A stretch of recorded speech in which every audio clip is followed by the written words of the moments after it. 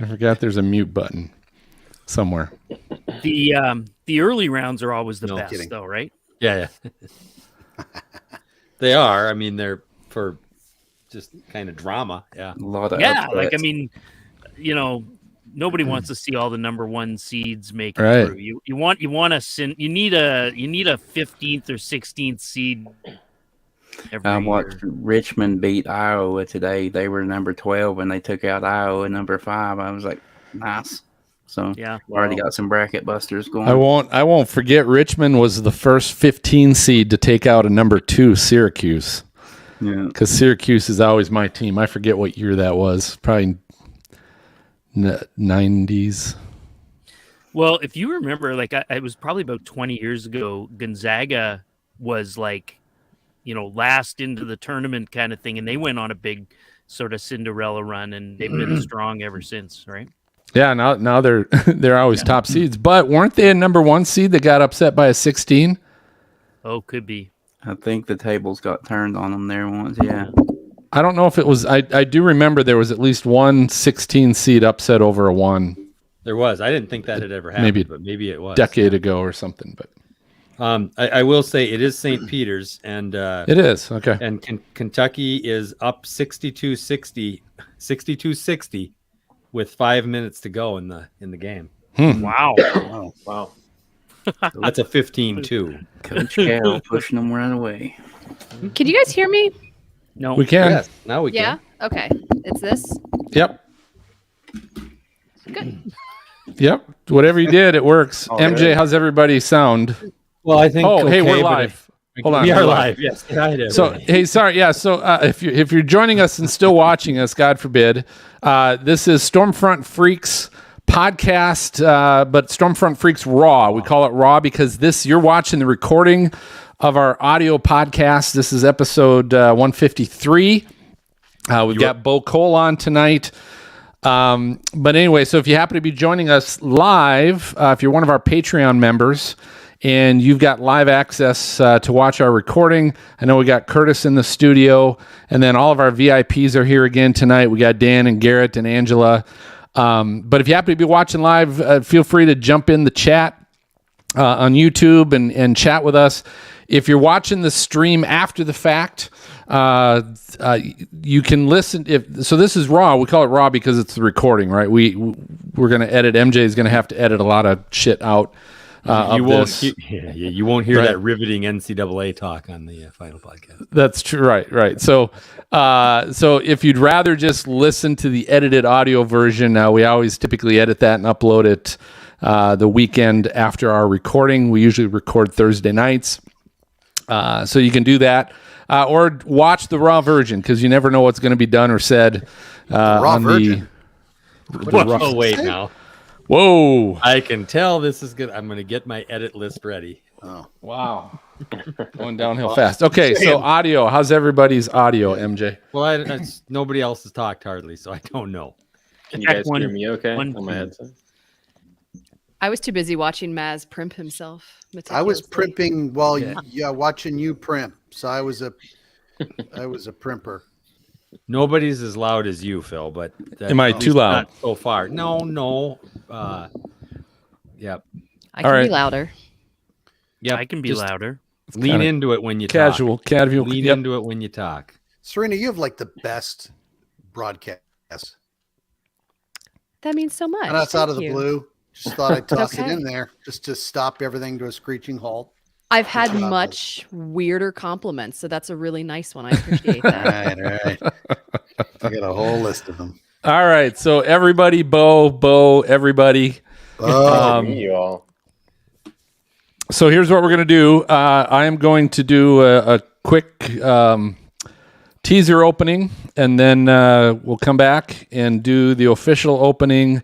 We'll find out what everybody's drinking, and then I will also be asking you what your favorite walk-up song would be. And most of you gave me a walk-up song, so I will try and play that. Maz, you didn't. Surprise. So you're muted. So I did send it to you, but I misread it. I thought you said wake up song.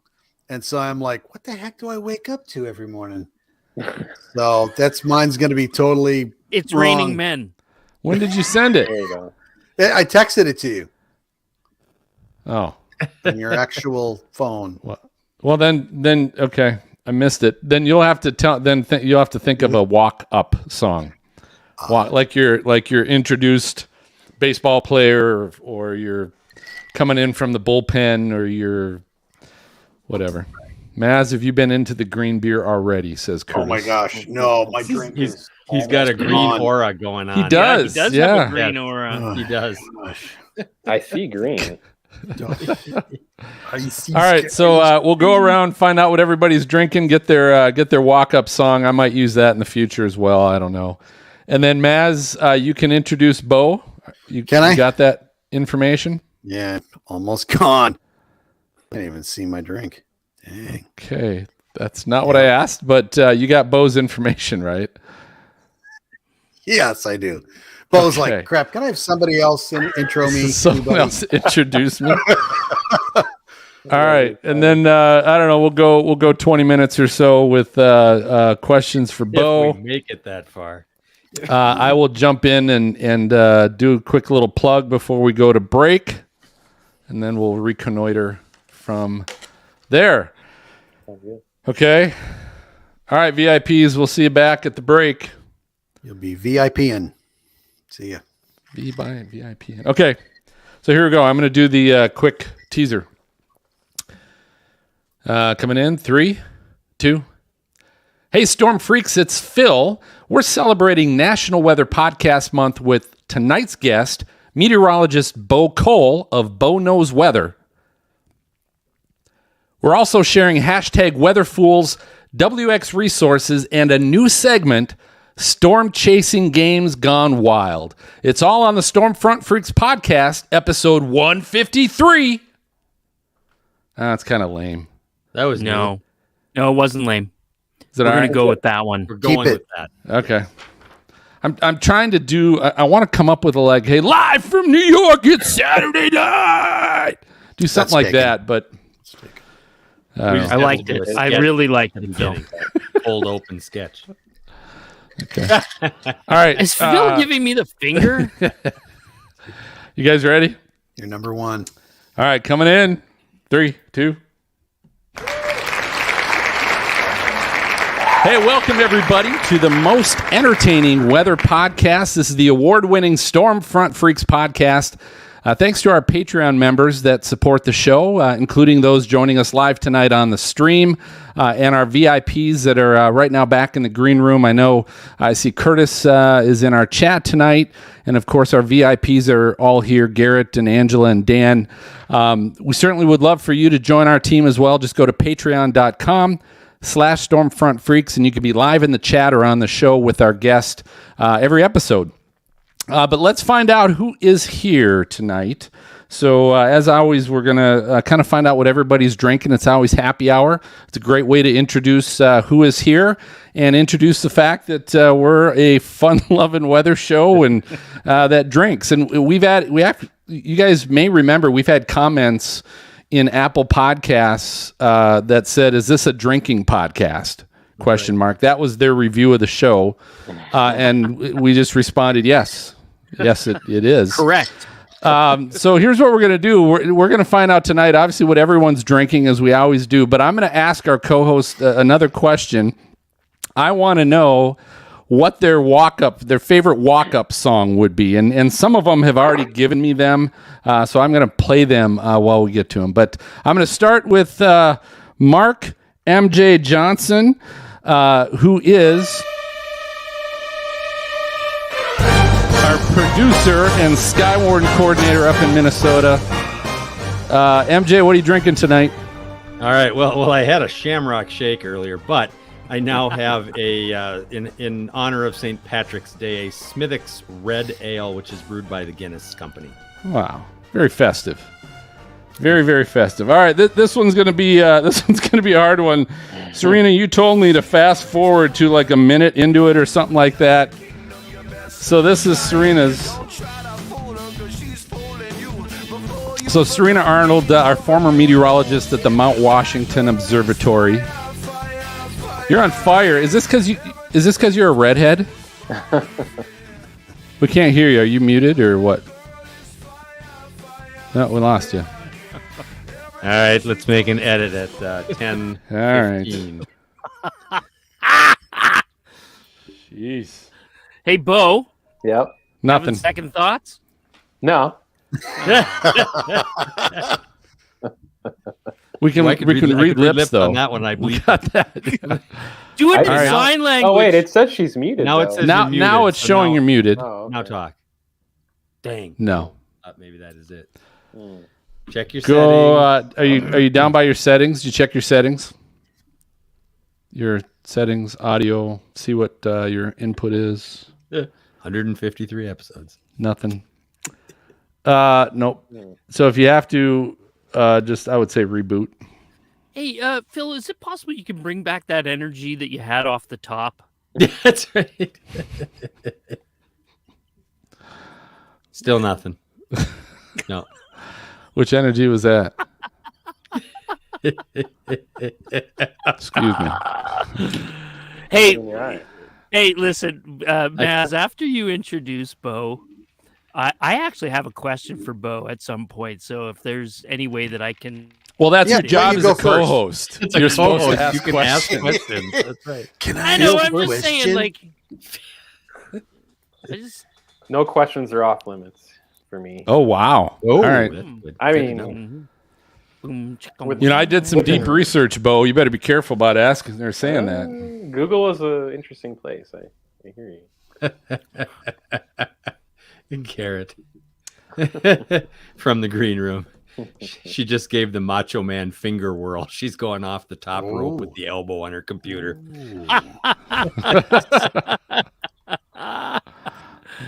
Oh my God.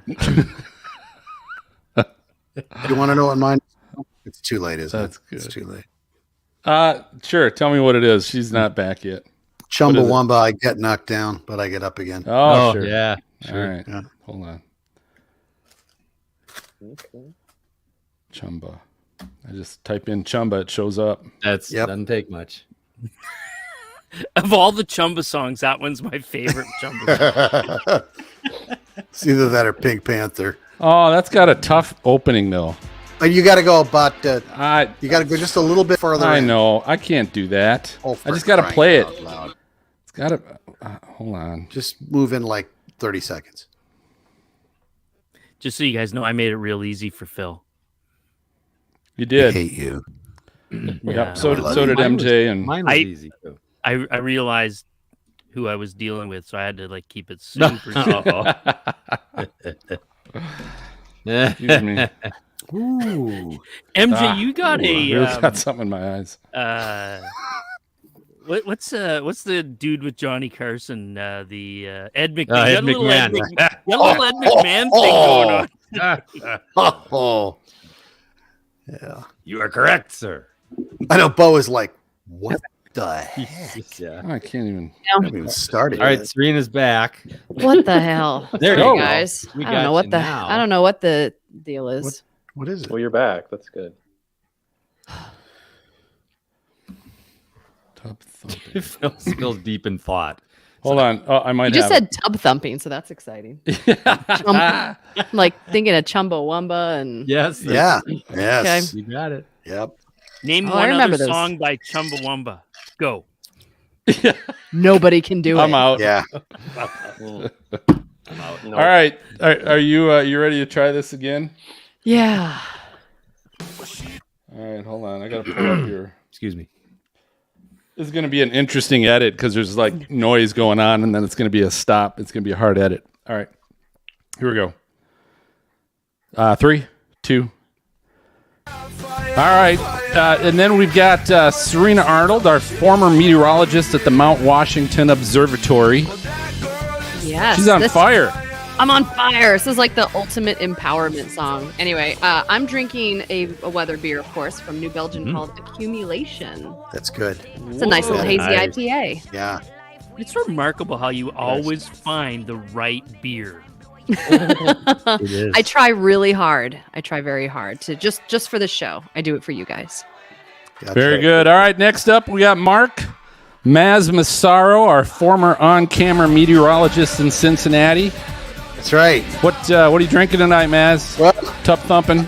I was drinking. I started early, so it was supposed to have been a Colorado Bulldog, but we didn't have Coke, so it's basically just a ginormous White Russian, which is now in my belly. Get in my belly. That's right. Very good. All right, last but not least, Greg Johnson, storm chaser and photographer. All right, Greg, what are you drinking tonight, sir? Well, it's St. Patty's Day. I mean, I've got to be drinking some whiskey, and we'll call this my Lucky Charm. There you go. The Jameson, Lucky Charm. the Irish whiskey. It is Irish whiskey. There you go. Nice. You wouldn't know if it weren't, Nice. though, right? No, you wouldn't know. Very good. All right. Then we have a guest here tonight, actually, Maz. We don't have Yes. his walk-up song, but he might be drinking something. But let's do a good introduction. His will be "I kill you." No, it's anyway. So we got Beau Cole here today, otherwise known as Beau Knows Weather, on social media for the last 10 years. Beau Cole, hey, he's been in social media realms working to change the way weather is delivered. Now, he attended school for meteorology at Mississippi State, and since then, he's had videos featured on all major networks, including ABC News, Weather Channel, AccuWeather, the Weather Network, and several more. He interned for Weather Nation when it was local in the Minneapolis area under Paul Douglas. I remember Paul and his team. Beau also does consulting for snow removal and landscaping, and probably gets all that stuff done for free now, doesn't he? Welcome, Beau. What are you drinking tonight first? Thank you so much. I am drinking Fulton. It's a seltzer. It's nice and green for the theme of St. Patrick's. Very nice. But MJ, you probably know them. They're a local brewery. I do. Yeah. Okay. Yeah. So they have. I like it because it's kind of a blend of like a beer and a seltzer. It's not quite like a, as watered down as most seltzers. It has some real substance to it. So It's a Belzer. yeah, there you Right. go. Ooh, there you go. Nice. Yeah, so that's what I'm drinking. It's pretty. It's lemon lime. It's not too bad. 5%. So, Greg, Yes, I you got are a on question for point Beau. tonight, buddy. Yeah, no, I Yes. got a question for Beau. Yes, please. In honor of your presence on the show, I was looking for our Weather Fools segment. I was looking for like situations where on-camera weather guys really mess it up, right? Mhm. You must have one of those like green screen miscues, one of those kind of like said the wrong thing or a picture of any good fun stories that you can start the show off with. God. I was doing some stuff kind of playing around on the green screen at Weather Nation, and I had a few slip ups there, but I've never been on like TV news necessarily, but there were definitely some, slip ups of, walking in front of the graphics the wrong way, or like, not looking the right direction and stuff like that. So I had Katie Ferrier and those guys kind of coaching me on that back then, but it's different because you're having to look at so many different screens. And when you're watching on TV, you're noticing these guys growing up and you're like, that can't be that hard. But having to look at the little monitors and then, the timer, making sure you're fitting it all in within 3 minutes. It's pretty challenging, I think, to be honest. And I know It's like Max, driving. Yeah. It's exactly. like you got the front, you got the rear view, you got the side Yeah. mirrors, and they all mess me up. So Don't yeah, forget you there's got the kids screaming in the background Hey, too, though, right? thank Like you you. got the yeah. person in your Yeah. ear talking the whole time, so you're trying to form coherent sentences. Exactly. So that to me, I have some videos on YouTube, but they're probably pretty shameful at this point. I'm sure Phil maybe found them. So I might not have yet, but I'm certainly going to look for him as soon as we get done. I've just opened a can. Now of we're worms. going. I've just done it. I've ruined it. All right, So one we of all the know things. Yeah, go ahead. Sorry. Oh, okay. All right. I'll just jump in then. Thanks, Maz. So one of the things that I liked, learning about you was this whole, the way the weather gets talked about could be improved upon, right? And that's Mhm. something that I feel like we could talk about forever. Mhm. Let's dive into a little bit of that. What's the biggest problem out there? I think a lot of it has to do with hype. so many people out there, TV news, even social media, they're always talking about storms so far in advance. Like they click through the models, and as soon as they see something like showing up on the GFS or one of the long-term models that's really far out there, they're talking about it, and then they start hyping it up. And then what happens is there's the expectation that something is going to happen. And then when everyone bites onto that, you know, they start throwing maps out early. And then when the forecast changes, everyone hates the weatherman. They unleash, you know, because, oh, you screwed it up again, and so on and so forth. And so obviously the news has an interest in preserving ratings and keeping people tuned in. And a lot of them will say that it's not always about that, but I think it obviously is a component. And then also they want to blend that with keeping people informed. And I know there's some networks that are more prone to doing that, and others that are a little bit more conservative. So I personally tend to not throw a snowfall map more than 2-3 days in advance, because it's just pointless. You know, if you start labeling where things are going to happen and exact accumulation amounts, it's just too much, and then you're shooting yourself in the foot, really. So are you making the bold statement that the 192-hour GFS is not accurate? Yeah, I would say. Okay. Yeah. All right. Just making sure we're all on the same page. Yeah. So how do you stop all that? Because it just takes one station or somebody to say something, and then you get the news directors, everybody coming down going, so what do you think? We need to start talking about this. And then they got to one up it, and then everybody else I mean, what's to be done? You know, I don't report to anyone, so I can do what I want, but I hear what you're saying, and I think it's challenging for those guys to adapt to that. And I think one solution would maybe be highlighting the potential risks and maybe using more of a percentage threshold, saying this is our odds of this many inches. You know, these are our chances. I know NWS started doing more of that, where they show maps of like, here's your percent chance of more than 2 inches and stuff like that. But I think part of the issue too is they're changing forecast maps so often, and then especially when you're posting those on social media, the algorithm loads those posts in different orders, and so people start to get confused. They start commenting on those posts, and then they're like, oh, I'm going to get 12 inches, or am I going to get 3 inches? Like, it's just all over the map. And so I think the one way to do it is maybe go back and update posts that you've made and say, this is old, follow the new post, and then just do your best to really set the expectation that it's just a forecast that's not set in stone. But even at that rate, it's still going to fail. People are still going to bite onto it, and so it's really delicate and challenging, I think. Well, I would say this, Beau. I mean, think about it. In this day and age, with social media and every other way that people can consume that information, you're struggling to be heard. I mean, you need to be heard, because if no one's listening to you, then your goal of trying to bring the hype down and everything else, right, kind of gets lost, because everybody that is hyping are the ones that are getting heard and people are listening to.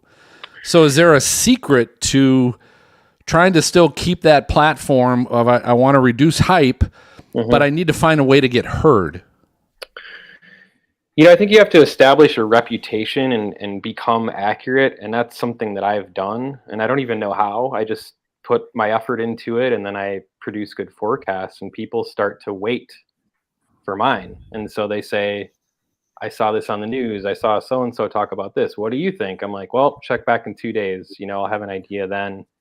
And it's really just solidifying your name in the industry and being a reliable source and kind of seeing through that haze. And I try to avoid big buzzwords like, oh, major storm or blizzard, or, you know, there's certain pages out there that have hundreds of thousands of followers, and they're like deadly storm, all these just huge buzzwords, and it's like, it's just overkill. And so God, we use those words all the time, Beau. Just on this show. But we don't make any forecasts. We just use all those sexy words all the time. So Beau, listen, coming up this week, then you've got a buzzword week coming up. We've got the GFS, the Storm Prediction Center, are talking about a series of storm days, and it's springtime in the southern U.S. At what point do you sort of start to look at day 5 and go, yeah, they got 30% on day 5 right now? That's a good point. I think this time of year, it's especially important to be really mindful of that long term, or I shouldn't say long term, maybe short to mid term. But because if you're not aware of it, you can get yourself in a situation where you're in harm's way, especially with severe weather. I think my vantage point that I'm coming from is more so in relation to snowstorms. But when it comes to like severe weather and tornadoes, this is prime time for the South and coming into the plains.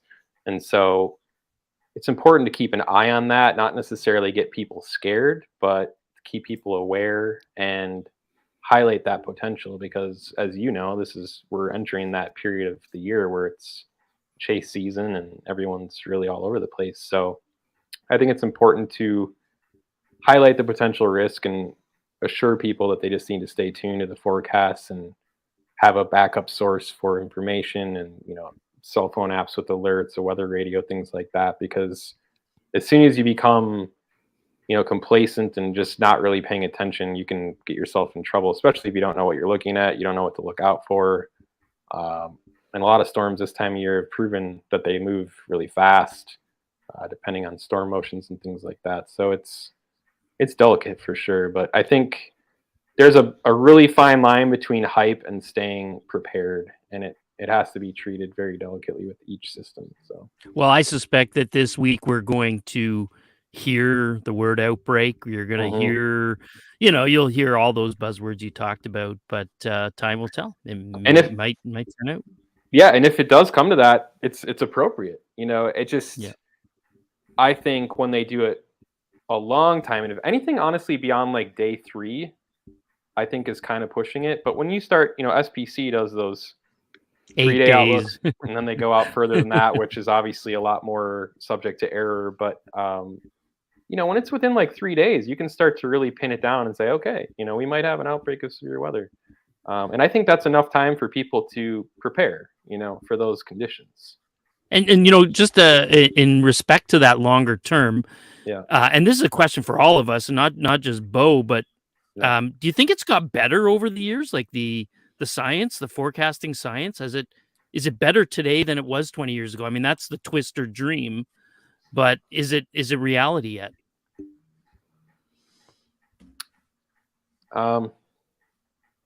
Warning times have definitely improved with radar products and things like that. I think that's a dramatic improvement. I think with all the variables and the models and the high res stuff, people tend to get a little bit fixated on that. And then when you start to zero in exact areas that might get the really bad supercells, and you start showing helicity tracks and things like that, where the rotating storms are going to be, if that's off, you've got a margin of error there that can make it seem like a blown forecast. So it's like the more hyper specific you get, it can have implications on the forecast, in my opinion. I'd love to see a breakdown of just the population in general. What percentage is like craving the hype? What percentage feels like, well, if you don't come out and say something, then maybe you don't have the tools that everybody else has. So they're just questioning that in your mind. And then, and then on the second side of it too, because I remember hearing of a weatherman who got let go because he wouldn't call a snowstorm a blizzard, and the newsroom wanted it there. We're going to call it the blizzard. He's like, I'm not going to do it. It doesn't meet the criteria. And now he's in Denver, so it ended up being a good place, or at least he was back then. But if you have your own business, it is easier. I'm not going to do it. Compared to some of the other guys who get forced to do it. So do you have any, what do you feel, just you personally, I don't know if you have statistics on it. What do you feel like? Is there a certain percentage of the population that feels one way, another that's looking for something else, and then the rest of them that are like, I'm just going to listen to Beau, and when he comes out and says 2 days from now, we're good? I think people are inherently attracted to drama and hype and big news. And I know that growing up, I was one of those guys that watched the news and I was like, oh, there's a big storm coming, or there's a severe weather outbreak. Like, I was super into it. And I'll admit, even back then, growing up, I would sometimes email the TV guys like, "How did you screw up that forecast?" You know, I think I remember emailing Dave Dahl one time. I'm like, "How did you said 13 inches and we got an inch? Like, how does that happen?" And now looking back, I'm kind of like, well, kid, let me tell you, I get it, but meet me behind the station. Exactly. So people love hype, they love drama, and you know, it's evident by all the shows we watch and like the reality TV. It's like people got to have something to grab onto. But yeah, I mean, like you said, the guy that got canned for not using the Blizzard word, I mean, like, I believe it. But then on the flip side, I don't know if you know this. You know Dan Barrero, MJ? Yeah, absolutely. Yeah, K-fan. Yeah, So K-fan, yep. The April blizzard of 2018, he had me on his radio show. And as you know, he doesn't much care for weather people. He often calls them weather terrorists. Yes. But for whatever reason, he likes me, and he had me on his show. And sometimes he messages me for advice and whatnot. But he likes my approach. He likes that I keep it straight and I don't necessarily, you know, hype it up and do what we've been talking about. And so I think he speaks for a particular audience that hates when like someone says it's going to get really bad and it doesn't.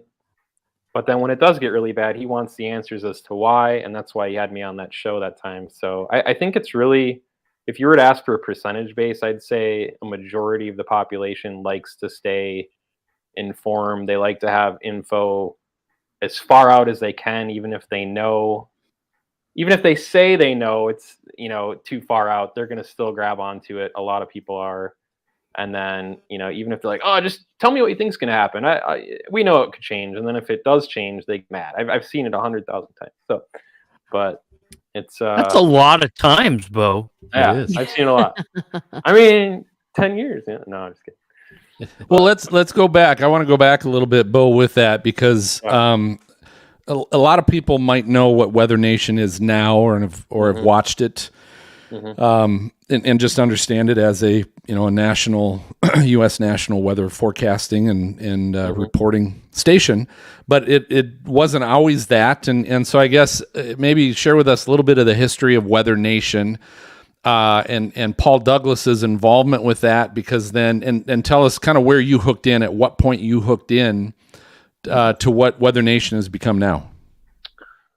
Well, I was back with those guys in, I want to say it was 2013 or 14, if memory serves me. And behind the scenes, it was a little interesting because they had a little broadcast studio where they would do videos for their national clients and stuff that was over in Excelsior. But then they had a Denver office. And so that part of the business, I'm still a little unclear on how that was all going. But at some point, there was some sort of legal thing that happened, and they ended up turning over the whole video producing operation over to Denver. And that whole thing got just cut out and done in Minneapolis area. So, but I was doing some stuff there. I was helping them curate social media content. I was playing around with video stuff, just kind of helping operations for their other on-air camera crew that they had already actively working for them at the time.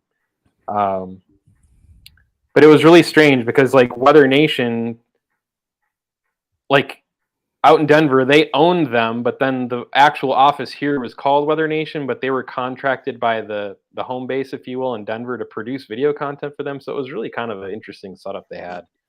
And I know there's probably more to it than I'm aware of, being that I wasn't obviously a partner, but they had a good crew for a while. A lot of the guys now have since moved on out of state, other markets, things like that. So what they started off, correct, contracting for more local and regional markets, right? Exactly. Weren't you guys doing stuff more locally for a while, or initially?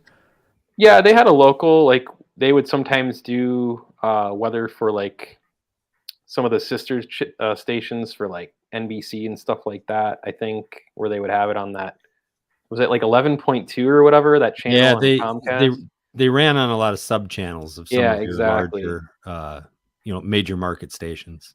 Yep. And then they would do some regional stuff. A couple of other clients they had, they would do like custom forecasts for them. I think one of them was in like Kentucky, Tennessee area. So they had some clients all over that they would produce basically custom video content for. And so, but oddly enough, most of their stuff was actually produced for outside of Minnesota. So what was Paul Douglas's role in Weather Nation?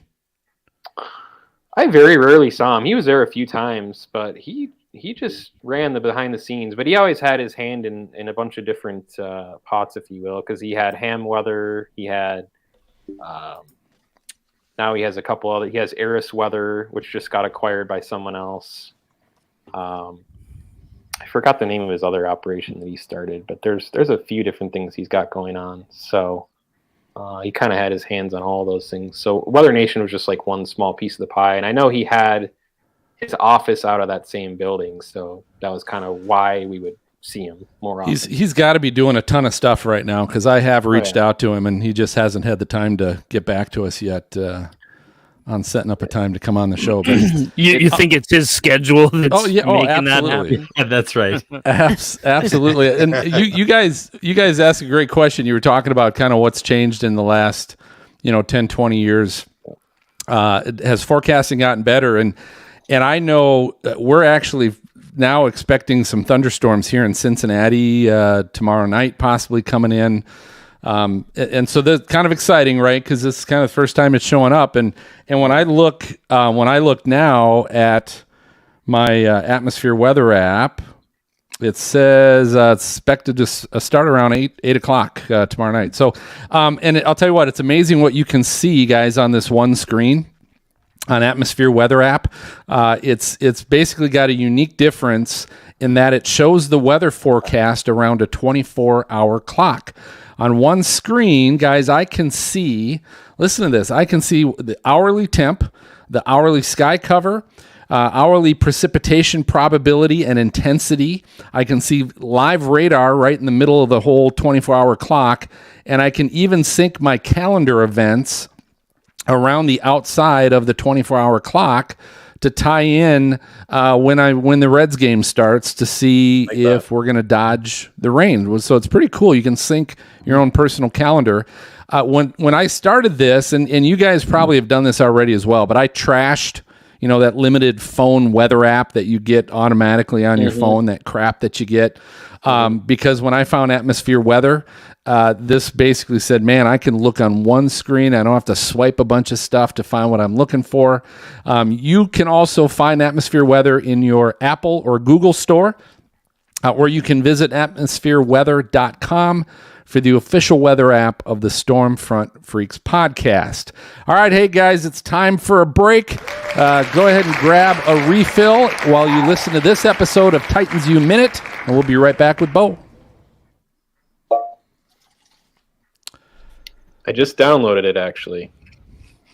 Cool. Nice. Yeah, I it's have awesome. an app too. My app's down right now, though. As a byproduct of the sale of Eris Weather, they've jacked their data prices up really high. So, Nice. got to work that out. But Inflation. God, it's hitting everything, isn't it? Let's see the bottle, Yes, Greg. Paul Douglas is doing a radio gig now, and he's still an entrepreneur, so he's got all these startups going. I still am not sure that's the reason he won't come on our show. I'm sure it is. although granted, the only way I can try and get a hold of him is through social media, and I'm sure he's checking that every single day. Letterman Hey, Phil, I uses thought the of a same line. really fun new segment we could do. Okay. What's your price of gas? How much is chasing going to cost you this spring? Correct. Well, because it hurts. Right now, where I am, it's $2 a liter, which equates to around $10 or $11 a gallon. no way. What? No So way. when you sons of bitches start complaining about your gas prices, All right, I let's think your examine the conversion's off. percentage differences. Your leader to It's There you high, go. There but you you guys are always higher than we What's are. the value of your dollar right now, too? sorry. yeah, that's what makes it even worse. We can play that game. You guys gonna chase in a Prius this year or what? There you go. And I'm starting to say, am I going to meet y'all at the airport in Oklahoma City and get to the hotel and we're chasing in Yugos? Yeah, we're chasing in Yeah. Teslas. Nice. Yeah, I'm putting a sail on my car. Okay, I'm getting a freaking horse. Nice. All right, so hey, Beau, one of the things we do, so we got some of our teammates that are VIPs on our team. Yep. We always like to give them an opportunity to ask questions too, and over the break. So we got Dan Wallace, I know, is down in Texas. Angela's in Oklahoma, and Garrett's in Virginia. But guys, floor is open if you guys have questions right now for Beau. And if not, that's fine too. Stunned silence. Garrett's I was got one. waiting to see if anybody was going to fire away. I always like to hang back a minute, but So I know, like you're talking about the long range models. I've seen a lot of people posting stuff about the spring looking dry and everything, and really unfavorable. I don't know if I would put much stock in that long range stuff because it's the weather; it changes every so many minutes. I think we're kind of wide open on that. I'd say you feel the same on that. I agree. I mean, one of the things too, those graphics that always are posted that shows the probability of above average temps and precip or below average on either end, like orange and blue and whatnot. Right. I can't even count how many times so far since New Year's, those things have been wrong. I mean, there were times where we were supposed to be well above average and we ended up in a trough and we had like 0 degrees Fahrenheit for highs. And so I don't think those have been too reliable. And then there was evidence that La Nina was going to be fading, and now it seems to be making kind of a resurgence, which could change the whole dynamic as well. And that usually amplifies hurricanes in the Atlantic too. So I really think it's, at this point, no one really knows, to be honest, what's going to happen in the long term. So we can do our best to speculate, but there's so many variables. And you look at all the networks, Weather Channel, AccuWeather, actual NOAA products, like it seems like the graphics are all different these days, and you can tell who's making their own and who's trying to kind of model theirs after NOAA and so on. So it's just a mess in my opinion. But. Phil, that might be a good tagline for this show. No one really knows. No one knows. No one knows. And I'm not trying to discredit people that put a lot of effort into it, like obviously myself, but it's to claim what's going to happen that far out is very risky venture. Right. Yeah. I think Beau's gonna like my weather fool tonight. It's all about. It's about this very topic. It's an unusual weather fool. It's gonna be good. There you go. very good. You guys are all gonna like the new segment. We're starting. Circling back to Paul Douglas, I think where he got all that money to invest in all these companies is that sale of that MyCast app. You remember on your flip phone? Like That's right. He sold it to Garmin for millions. He did, yeah. Like $34 million, I think. Ooh. Wow. Yeah. So that little flip phone app with the radar on it was like literally the first weather app, and Garmin bought it. So that's what I know. He probably could correct me on some of those details, but he had some other technology too that I don't know if that was before or after that, but that they used in the filming of Jurassic Park. Mm-hmm. And so I know he made a little bit of money on that too. We all know he's in the movie Twister. Right? He's in, and he's in Twister. Yeah. That's funny. I remember being in Okarche, Oklahoma, with my flip phone with that little app back in must have been like 2003 or something. It was like the first time. It took forever. I had to stand on the roof of the car and I'm holding the phone up and I got one image. I got one image and I was like, this is amazing. So cool. Yeah. It was amazing. I was like, there's the hook. Like you could see it. I'm like, it's the hook. It was like 6 pixels across. And I'm like, it's right there. I chased for that app in college way back. Wow. Yep. All right.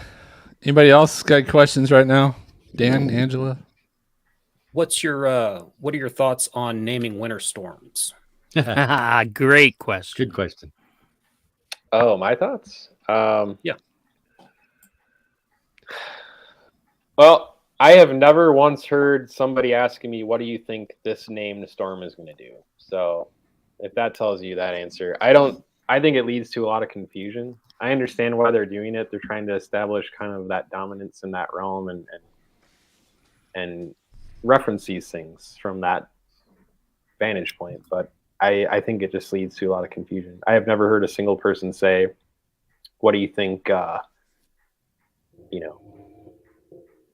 Edward is going to do? You know what I mean? Like, I've never heard that. So I don't know. Well, and when do you retire it? You know what I'm saying? When do you retire that? Who remembers it after the fact too? I was just going to say that. Who goes back and says, "Hey, you remember Winter Storm? Remember Carl? Yeah, God, he came in like a beast. Literally the only named storm I have ever heard from a non-hurricane standpoint, even though it still floats line, is Sandy. I mean, that's it. Oh, right, yeah. Yeah. Even though that still was extratropical and it started as a hurricane. So, But everyone calls it Hurricane Sandy. yeah. So, I've never heard like, oh, what do you think Bill is going to do this weekend? Like, no. Right. And again, no disrespect to that crew, of course, but I don't know that has long-term sticking power. Right. And it's been around long enough now that experiment kind of at this point would stick or it's not. And I'm curious how long they'll hold on to that. It's exclusive to them, and no one else uses it. So you have so many other sources. It's kind of like that'd be like me starting to name storms. I'm obviously a lot smaller. But They're the Betamax of storm naming. There you there go. you go. All right. Well, let's keep moving forward. So here's what we'll do. Coming back out of break, I will come out, start with a question, and then we'll go again for maybe another 10 minutes or so, and then we will hear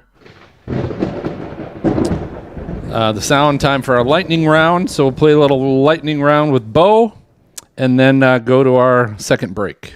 Okay? Everybody good? Sounds good. All right, here we go. Coming in. 3, 2. Hey, welcome back to the show. We know Beau knows weather, but can he play football? Maybe that's the question we should be asking. But Beau, we know that obviously social media is kind of a big platform for you, and we certainly can ask some questions about what you see the future of weather communication continuing to be. But when we hit social media, I guess my question is, are you and do you feel you need to be on every social media platform? And to tie in with that question is how do you treat, if you're on more than one social media platform, how do you treat each one? Because they each kind of have a different kind of demographic and a different way to present information. Are you catering to that? I am. Everything of mine is pretty much contingent as far as post length based on Twitter's character limit. And so I often use this posting thing called Mav Social, and it allows me to post to all channels at the same time. The big ones, Twitter, Instagram, Facebook. You can even post to some others on there as well. But I haven't really gotten into like the TikTok thing. I know that's a huge thing right now, but I don't know that my audience would necessarily gravitate onto that unless I started doing some really squirrely stuff. But in terms of adapting to channels, Twitter was the original for me. That's where it all started. I've got some of my most loyal people on there. Instagram is a little bit more abstract. I'll often do like stories. I'll throw in some humorous posts, even some memes that I make on a little separate meme page. So I kind of try to spice it up a little bit more on that. Ironically, I have the most followers on that, which is interesting. And then Facebook, that's where like a lot of family and friends that I've known for a long time check in. So that kind of aligns with Twitter in terms of post length and quality. And I will say the biggest struggle is probably Facebook, because people will see older posts in their news feed, and so that platform in itself is probably the one that lends itself to the most forecast confusion. And I know the other apps too have their own algorithms, but I think people, they turn on post notifications for those, and so they're seeing things right as they come out. So they're getting kind of like that latest update, whereas on Facebook, it's just all over the map, really. But yeah. So you're kind of so you're basically focusing on all three, but you're kind of blanket messaging those three. You said with Instagram, you do some different things separate. Is that right? Yep. I'll sometimes do like the IGTV posts, which is like longer video, because I think Twitter has like a video length cap. Sometimes it'll just block certain content, so then I have to adapt and make a shorter version for that. Sometimes if I'm out for a walk or doing like a random bit outside, I'll do like a story and post it only to Instagram, because it does it in those like 15-second segments, right? When you're viewing a story. So it's pretty hard to like export that unless you literally download each file and merge it together in iMovie. It just becomes a bit of a mess. So some of the channels have their own variances that I adapt to. So you might want to think about getting into TikTok, and then you can do Beau dances weather. There you go. There you go. My Beau, you said- 15-year-old would be watching. See? There you go. You said you get blocked sometimes. You're like, it's just fake weather. What are you doing? What's happening? What do you mean? You said you got blocked sometimes. Some of your stuff on Twitter. Oh, well, yeah. Sometimes it'll just like not let me post certain videos, and it's really strange. There's no unoriginal content or music or profanity or any. I don't really know. It's very perplexing, and sometimes I just cannot figure it out. And it just, they don't give you any reason, and I just have to make a new video, and then it somehow just allows it. So it's very strange. I do notice too. Sometimes if you, and this might be part of it, if you do a video in like the like with the selfie cam and you're recording it in the story function, you download it, and let's say you inverse the footage, like you rotate it, like Twitter doesn't like that for some reason, and Facebook will actually post it upside down.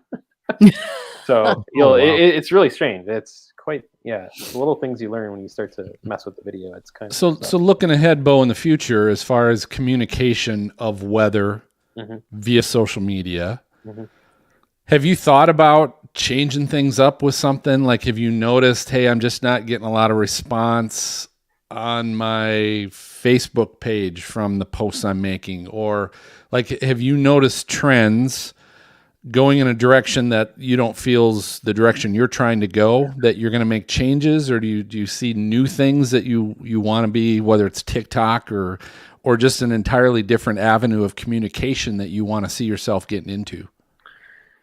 You know, I feel like I really need to get more into the video content, doing my own kind of broadcast, not necessarily in front of a green screen, but I think some of the, the wide flat panel TVs have become so clear now. You can literally use those for high def video, and it looks pretty great. But oddly enough, some of the videos where I think no one's going to like this, they end up being my most popular ones, which is quite strange. So like the stupid ones where it's like 60 seconds of me just talking, completely unscripted, just making no sense whatsoever. People seem to appreciate that.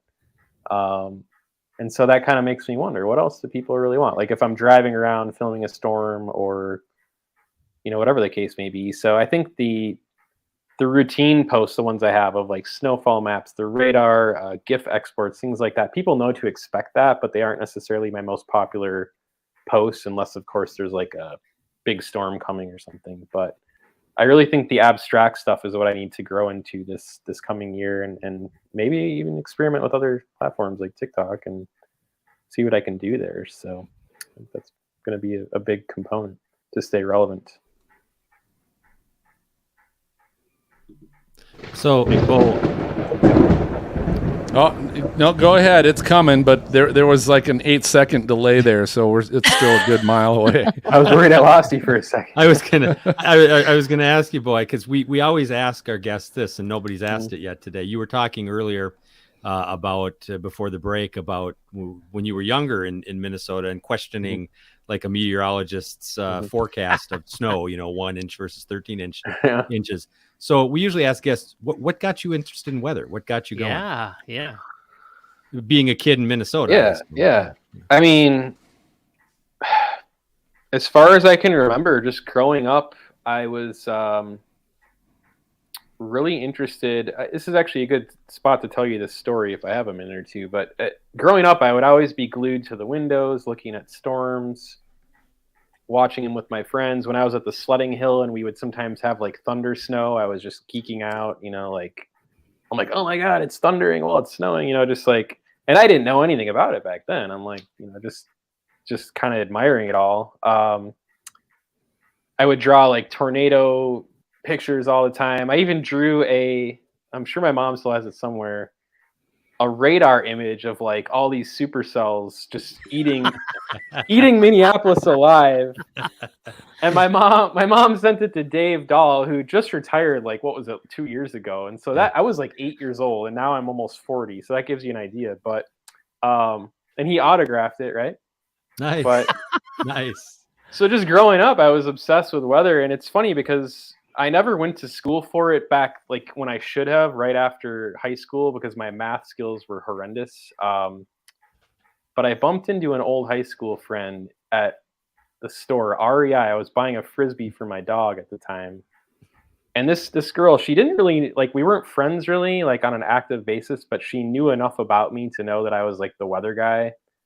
And she bumped into me. She's like, hey, are you she was at the store too, just random coincidence. She's like, are you a famous meteorologist yet? I'm like, no. She's like, why the hell not? And I'm like, I didn't have a good answer for her. I'm like, I don't know. And she's like, well, get on it. And I'm like, damn. So then I literally I went home and started Googling some schools. And then I ended up at Mississippi State in 2012, actually, which was a long time after I graduated initially with my bachelor's in marketing. But yeah, so that's kind of the story. And I just, I'm glad I did that because my childhood obsession, which was just like probably driving some of my friends nuts, like it ended up paying off to, follow my dream. And so, yeah, I mean, I guess my advice to anyone out there would be like, don't give up. If you even feel like there's no way, there probably is a way to do it. Was that girl single at the time? No. How much can you make doing that? Well, hey, everybody, that is the sound. It's time for our lightning round. And as you may know, this is our game show of flashy and brilliant questions that we play with our guests. We always invite everybody to play along with us. But tonight, Beau, we're going to play a game, and we're calling it Does Beau Know Beau?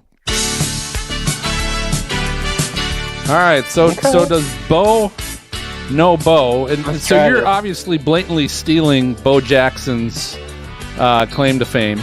Yeah. So I'm going to find out, do you really know Beau Jackson? Okay. So we're going to play. You're 40, so you probably do. You're going to be okay with this, I'm going to think. So I've got some questions, and you can answer them straight up, or then I can do a couple things. We can poll the freaks, and you can get feedback from them. That's one of your lifelines. Or I'm the second, so you only get two lifelines. That's one is poll the freaks. The second one is I will give you multiple choice. Okay. So it's kind of like Who Wants to Be a Millionaire, but a little bit. You're just not going to make any money on it. That's all. Exactly. Okay. Not at all like Who Wants to Be a Millionaire. Or Call Gary. Has nothing to do, right? All right. So here's first question, Beau. What college did Beau Jackson attend? You already lost me. Okay. So you can take a lifeline if you want. So wait, how many questions do we have? There's 10. Okay, so if I burn through a lifeline right away, I'm in trouble. I don't know. The other ones might be. They're not necessarily starting off easier and getting harder. This isn't Who Wants to Be a Millionaire. Once again, nothing let's poll the freaks. Let's poll the freaks. All right, where did Beau Jackson attend college, freaks? Auburn. I'm just going to trust Garrett and say Auburn. Okay, they're saying Auburn, Beau. I'll have to go with Auburn. I believe in you guys. Auburn. Nice. That would be correct. Attended Auburn. All right, number 2. What is Beau Jackson's real name? What's his real first name? Give you a little hint. What's his real first name? Oh wow. Jeez, you don't know Beau at all, do you? I don't know. I know he played baseball and football. That's about the extent of it. You want multiple choice? Yeah. All right, multiple choice. It's either Terrell Jackson, Vincent Jackson, Emilio Estevez, or Herschel Jackson? I'm gonna go with Vincent. Vincent, you would be correct. Is it right? Vincent Beau Jackson. Nice. You didn't Not sell a him on Beauregard. Herschel? Really? Herschel. What? Herschel. All right. Here we go. Question 3. What was the other sport Beau played besides football at the professional level? You got it. Baseball.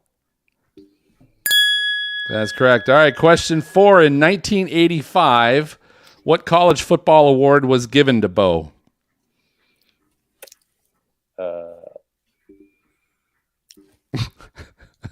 What college football was? They're trying to pose right Heisman? now, and it's Heisman? really Yeah. bad, but they're trying to pose. Yeah. It was Is college it the- football award. That's not the Heisman, is it? That would be the Heisman. Very good. All right. Okay. Or in Number Greg's case, 5. the ambulance is coming. All right. Number 5. Which NFL team first drafted Beau? Oh boy. Oh, I know that one. I think so. Hold on a second. Are we out of lifelines? We are, but we can do a poll the freak. I'll give you another poll the freaks if you need it. Doesn't mean hit us with a poll. Well, we got people in the chat already. Is that cheating? Yeah, Yeah, probably, no, it's but not that's okay. cheating. No, that's not cheating. We cheat Not at all the time here. Buccaneers? Buccaneers. That would be All right. correct. All right, you freaking cheaters in our chat. What was the first baseball team to draft Beau I got that without one. Googling it? White Sox. Yeah. What? First Oh, baseball first. team to draft Beau. I have Did no idea. did Cincinnati have a team at that time? It was they're the oldest team in Oh. baseball. still have a team? It was before he went to college. He was drafted by the Yankees. Oh, okay. So there. All right. yeah. What was There. Beau Jackson's trademark phrase, Beau? Oh no. There you go. Number 7. What team was Beau Jackson playing against when his career ended? Ooh.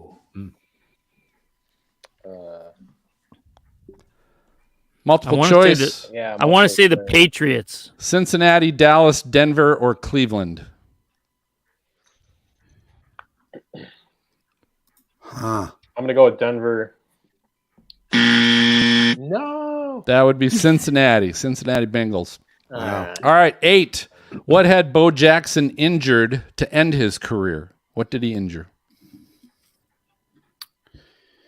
It's not a stripper. It's not that. So No. Achilles. Himself. His Achilles? Yeah. No, I think it was his ACL, wasn't it? It was his hip. Hip. Oh, It okay. was a hip. one of those joints. He Oh, was the wow. first professional artificial hip player. Yeah. He played baseball with an artificial hip. All right, last 2. What number did Beau Jackson wear for the Raiders and at Auburn? It's not 24 and it's not 44. It's somewhere in the middle. That's what I thought. 34. Wow, pretty good. All right, and then last question. What video game further popularized Beau Jackson? What video game? What video game popularized Beau Jackson? Like one of those It's either MLB. Gridiron Bowl, Madden, Tecmo Bowl, or Blitz. I'm gonna go with Madden. Yeah. Did you say Tecmo Bowl? Congratulations. Yeah, that's Well, right. yes. Sounded like Madden. Tecmo Bowl. I was That gonna was say like Madden. the game. Like if you played Beau Jackson in Tecmo Bowl, no one could stop you. It was always you touchdown every single time you touched the ball. I think Well, I Garrett learned- wins. I think Garrett Oh, wins. Garrett does win, and I have learned a lot. Thank you, gentlemen. This was very educational. He was probably a little premature for Madden, huh? All right, Beau, great job.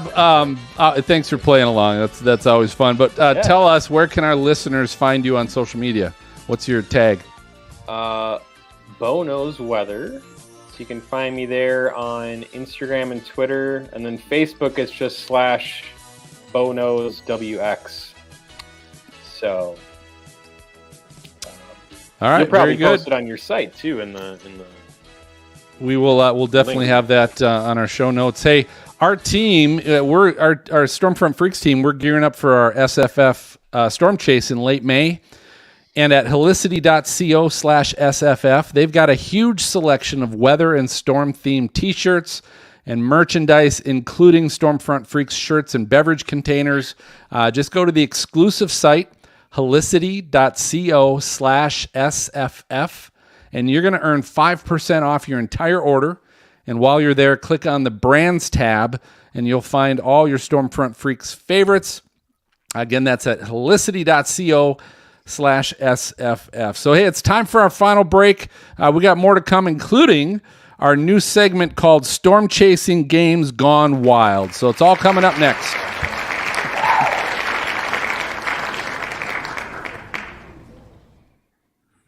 All right, very good. I'm not going to need to take my shirt off for this, am I? No. Okay. No, I promise. Hey, Beau, do us a favor. Can you do a little sound clip for us? Just say, hey, it's meteorologist Beau Cole of Beau Knows Weather. You're listening to the Stormfront Freaks podcast. Sure. Hey, it's meteorologist Beau Cole of Beau Knows Weather. You're listening to the Stormfront Freaks podcast. Very good. Is that good? All right, Nicely done. outstanding. That took Cantori 4 takes. 4 takes. Did it really? 4 takes for Cantori. And he wasn't drinking, was he? Mm-mm. All right, Garrett, congratulations on your win. Yes. Your lightning round win. Luckily, I was around, earlier following, the good old days. So, Now we Garrett know knows where Beau. Garrett's misspent youth was. That's right. that's Yeah. my ball, man. That was the thing back in the day. And then Phil yells at you for cheating, but he says, play along, right? So That's it. Beltzers for everyone. Belters for everyone. Good God. Yep. All right. What? Any other questions from anybody for Beau before we go to our third segment? Beau, and you going to stick around for this third segment? We've kind of hyped it up. We're good at the hype. Yeah, absolutely. All right. Now Questions? you can, Anybody? you can- Angela, Dan, Garrett, you guys got anything else? All right, then we will. We'll jump to our third segment. So we will start off with Weather Fools. Greg, you're going to introduce that, right? Okay. Now, so just so you know, Phil, I'm a little drunk, and also my internet's not doing great. So if I get cut off, maybe somebody will have to finish it for me. So did you say someone has finished? All right. Well, we got you back. We got you back. So I have 2 Weather Fools. I have 2 as well. I have 1. I'm supposed to have 1, but I'm suddenly not able to share my screen. So I'll if I can, I have 1. If I don't, I don't. Don't we share our screen with you? Well, you do, yes, but for whatever reason, I can't. Share it with himself. Oh, good. I can't share my own screen. All right. Damn. This is gonna be good. This is gonna be good. Okay. I got some skeletons I can show though. I was just thinking that. Just thinking that. Okay. Oh my gosh, that was All right. So my Phil 2, God. Greg 2, Serena 1. You got that? And MJ maybe 1. Yeah, I don't think it's gonna happen, but we'll see. All right, and then Greg, once we're all done with those, let everybody know. See them on episode 153. Show notes at 153. stormfrontfreaks.com. 153. Yep, stormfrontfreaks.com. All right, then from there, we're going to That's what I want. Serena. That's what I want. Okay, so we're doing WX resources. I've actually got 3. Way to outshine everybody. Phil, I mean, you're that's crackling. great. You're crackling again, Phil. Serious, really? Yep. I wonder if I'm sharing my screen. Let me. I'm not kidding. Oh, that's a good question. I wonder if it has to do. Why with would we kid Does it around? sound any better now that I'm not sharing my screen? Well, it hasn't crackled yet, but it is intermittent, Okay. right? So, I wonder if that might be it, because that's when it started happening, was that last segment. right. Runs your processor high when you do that. Okay, maybe I try. It's very Tecmo of you. Quite. I see what so- you did there, man. So, Thank you. all right, You're so the only one. I was sharing my tab. Now I'm sharing my screen. No, it's back. It's back. All right, so I'm not It's sharing not. my screen. It's not horrible, but you know, Yeah, Yeah. you could get by your screen sharing piece with it, and then turn Well, it I on and get rid of your I don't have screen. to share my screen. It's an audio freaking podcast, right? This is true. Yeah. But I am gonna have to. I will have to We'll have share to my pretend that we're seeing it. Ooh. right. Yeah. So okay, so we have here's done a that question. before. Okay, am I cracking now because I stopped sharing? Am I I cracking? or haven't do- heard it since you stopped. All right, I got to do one thing because I do have to share video. Okay. And, or this isn't going to work. Yeah, that's right. Because we tried that before and it did work. All right, so Thanks for am I joining us, everybody. This am is I great. am I crackling right now? Do you hear me crackling or No. Nope. so if I add this, am I crackling right now? Can you hear me? There is crackling now. Nice. Yeah. So maybe the I won't talk while I'm showing the video. Here, is it? Tell me if it's just crackling while I'm playing it. How close? I'll tell you when. Okay. All right, I'm gonna hop on out right here. Okay. All right, John, get an action shot, baby. Oh no. It's fine now. Okay. It's fine with just that. Yeah. So if I don't talk, Yep. Yeah. That's it. When you bring that in, That's not Greg in the orange truck, is it? Driving towards me? it might be. it's right. Could be. Okay. So yeah. All right, so I'm introducing other resources. Phil, you have 3. Does anyone else have one? I have 1. I'm supposed to have one, but it's just not going to happen tonight. Just All right. saying. So You don't. It's not gonna. Is there I any know, particular way you want these introed, Phil? No. So just WX resources. Some kind of might be a cool gadget that you can. Weather gadget might be a weather website. Might be a photo. It might whatever. It's a weather resource. Okay. It's pretty All right. a book could be a book. Any of that kind of stuff. So I don't know. Weather resources that you might be interested in. You might want it, That's what I want. right? It's what I want. That's what I want. Okay. Okay. And then we will also share those on episode 153 show notes at stormfrontfreaks.com. Okay. All right. Curtis, And yes. then I will come in with Storm Chasing Games Gone Wild, Freak Fan Box, MJ. Yes. Okay. And we'll close it up. So who had weather resources again? I think it's just the 2 of us. Actually, Okay, I got sure. one now. I have one now. Yay! Great. Okay. And then don't forget, guys, send me your weather fools and weather resource links so I can get those on the show notes. So don't forget to do that, please. Okay. All right. Any questions from anybody? So many, but none that apply here. And Beau, you are now you're part of the peanut gallery, so you can comment on stuff like we do. You're a co-host at this point. Okay. So welcome. You've graduated. Congratulations. Thank you. Or you've been demoted. It's one of those two. All right. Either way. So we're gonna make this happen. Greg, you ready? Yep. You're coming in 3, 2. All right, it's time in the show where we go to look for weather fools, people who do dumb things around the weather, and we scour the internet, find the goofiest clips of weather idiots. I guess that's the best way to describe it. Phil, you've got a couple. I do. I've always got weather idiots to share. What was we originally were going to call this weather Weather morons. Weather morons. Yes, weather I think it morons, was yeah. weather morons. We thought that was a little harsh. Yeah, Greg, you should Um, intro it. So Sorry. so we're hashtag weather fools. All right. So I've got a couple that I'm just going to explain to you guys. So one, this was in Oklahoma City. And this was from Oklahoma News 4. This is K4 website. It says Oklahoma City Police Department arrested a man for impersonating a police officer Wednesday after a traffic stop that led to multiple concerning discoveries. First off, this man had a light bar in his back window, Greg. So he had his own little light bar. He didn't have the credentials to have or use in the vehicle.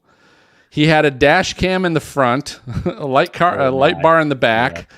It stated police interceptor on the back, but there were no credentials that this driver could bring forth stating they were law enforcement of any type. It went on to say, let's see, the process of the investigation learned that the light bar could be red and blue, but it had yellow flashing lights. And then this was the body cam. So I could probably act this out. This is like the script.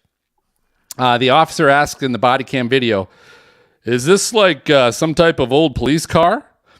And the person responded, "No, I work at the National Weather Service." So are you working right now? Yeah, I was just on the highway. I was just taking some video for them. And then the officer said, looked at, had a spotlight mounted on the console. What's this? A wannabe police officer?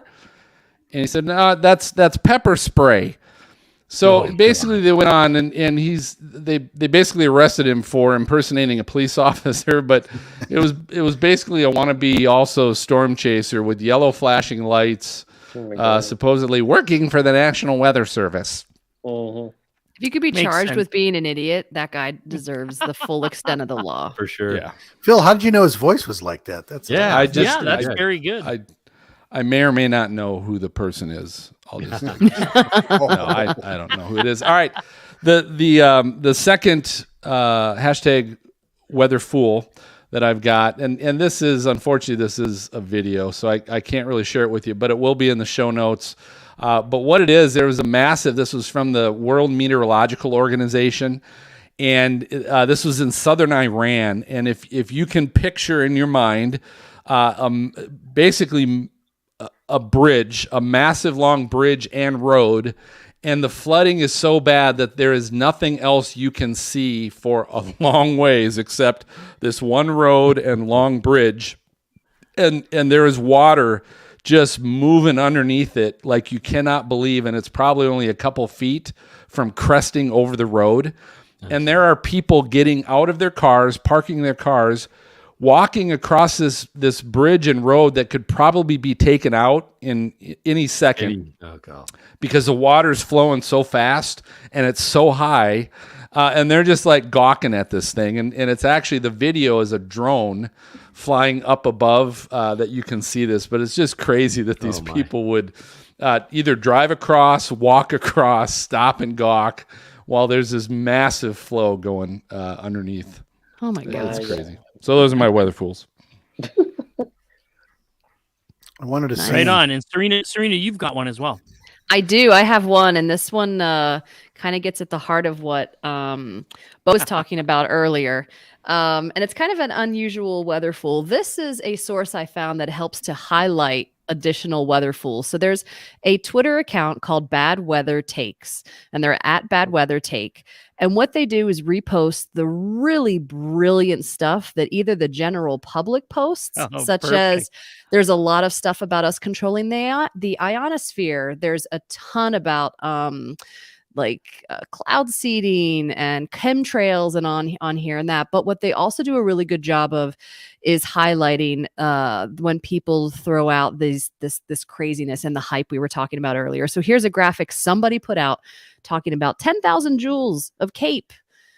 potential in an area. And so they'll put these bullseyes and put these emojis all over it. And so Bad Weather Takes does an amazing job of bringing to the forefront real weather fools, whether they're in the public or people who are misrepresenting weather or meteorology.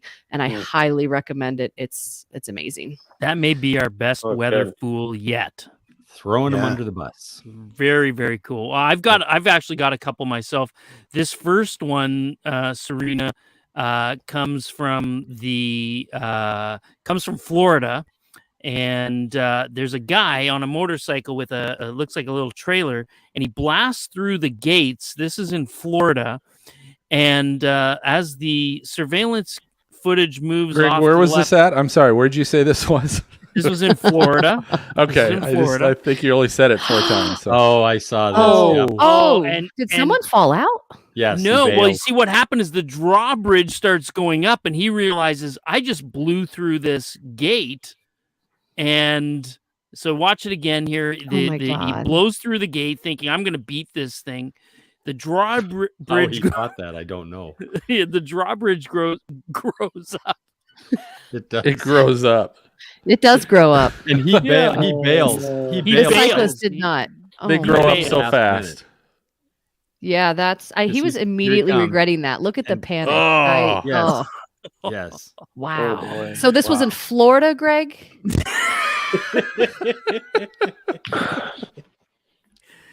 Seriously. Okay, Beau knows weather. Seriously, I don't know how he didn't know he blew through. I mean, that gate was down way before he got there. Way before. He must have thought he was going to get across before it grew up. Yeah. Yes. Before it grew up, right? It came up quick, didn't it? Okay, my second one is also from Florida.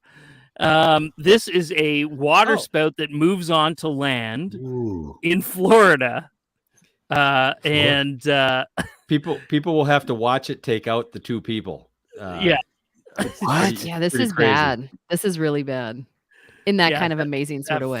Fort Myers Beach, and this water spout. Now, nobody was killed or injured, but it definitely looked like the real deal. It looked like it was a tornadic kind of storm. Watch this. Watch it. There it goes. Right over. Unbelievable. Right over top of those people. Yeah. Now, I'll say this. You know who those people are? They're either probably from Canada or Minnesota, because they're still out on the beach with weather like that, because they're like, dude, I don't get this back home. I'm going to suck this, I'm going to suck it up, this temperature, as long as I can. Absolutely. Yeah. So, all right. So they are in Florida, right? Okay.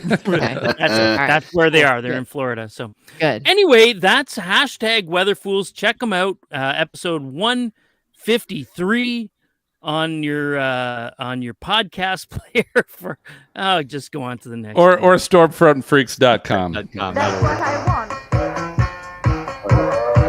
That's what I want. Nice. Well, Greg, you really set the bar high on this one. I'm not sure I can top you here, but we're going to talk a little bit about weather resources. So we try to bring to light either some gadgets or websites, photos, books, things like that could be really, really helpful for you with regard to learning about the weather. So let's see, Greg, you've got one, right?